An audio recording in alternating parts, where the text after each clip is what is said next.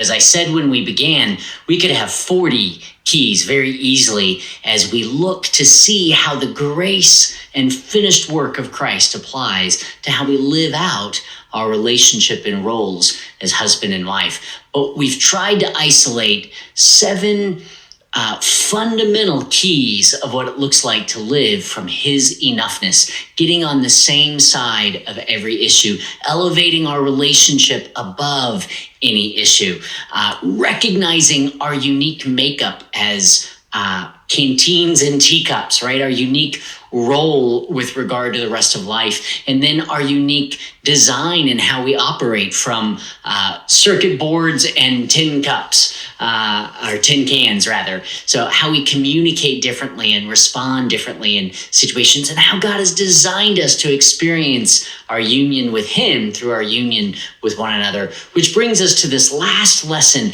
key number 7, and I'm really excited to share it with you. This is a wonderful end.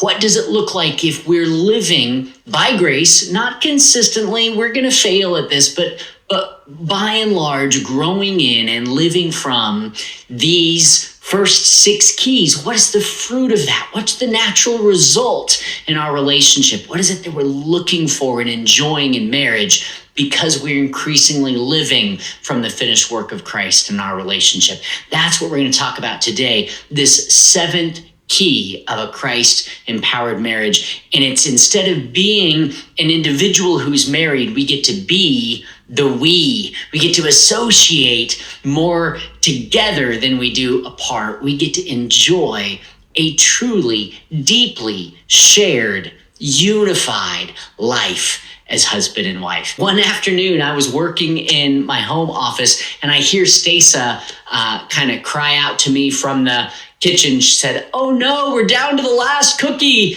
And, I said, "Oh, that's okay. You enjoy it." She was gonna eat it. We had been joking about, one of us eating it here pretty soon. And I think I'd even had the last several. Maybe the joke was I've had a bunch of them. The last one is hers. Anyway, she comes in a minute with, I don't remember, she brought coffee or milk and a cookie, and she brought the one cookie on a plate and sat down next to me at my desk and wanted to share the cookie. And I said, "That's so sweet of you. I've had more of them than you have. Why would you bring it up to me? You should have just eaten it. That would have been fine. Just enjoy it." And she goes, "No, I'd rather have it with you than eat it by myself. I'd rather have half of it and you have half it. I'd rather share it with you than have it all to myself." Folks, that's the essence of shared life, that life is better together than it is apart. It's better to share. Christ himself would rather give his life for you than live his life without you.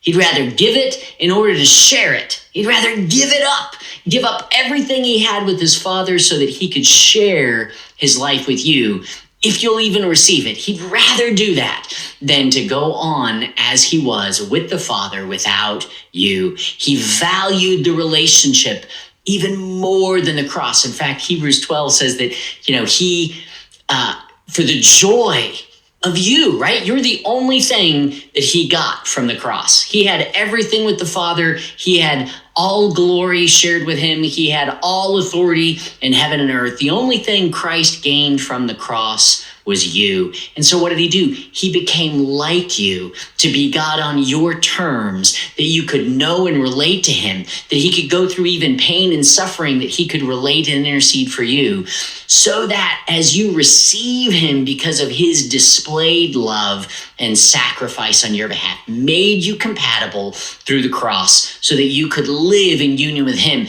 so that when he returned to the Father, he went to the cross for you, but he came out of the grave with you. He cared more about being with you than about avoiding the cross. And let me tell you something, he is happy about that exchange. He didn't want to go to the cross, but you were more than worth the cross to Jesus. He's happy he got to go for you and get you in that bargain. His life was worth more with you than it was not giving it up in the first place and living it without you. That tells us something about how we're designed in his image. We get to enjoy life together much more than we could ever enjoy it apart. So one day we're going to be with Christ, and he is going to be literally and materially all things to us. So that changes our nature. We are enjoying him directly instead of enjoying him through one another in the same way. But now we get to love him and receive from him in our interaction, our exchange with one another. And marriage is the greatest interchange of our life in Christ. So I hope this has been encouraging to you as we've walked through all 7 of these keys to a Christ-empowered marriage. There's no way that we can... Oh, well, hi! Are you going to jump in? Did you eat the last cookie? I have part of it. Here you go. Okay, thank you. Here you go. I don't know that you can be seen. Say hi. Hello. She came in to share the cookie. I like it. You nut. So there you go. Life shared is better than life apart, right there.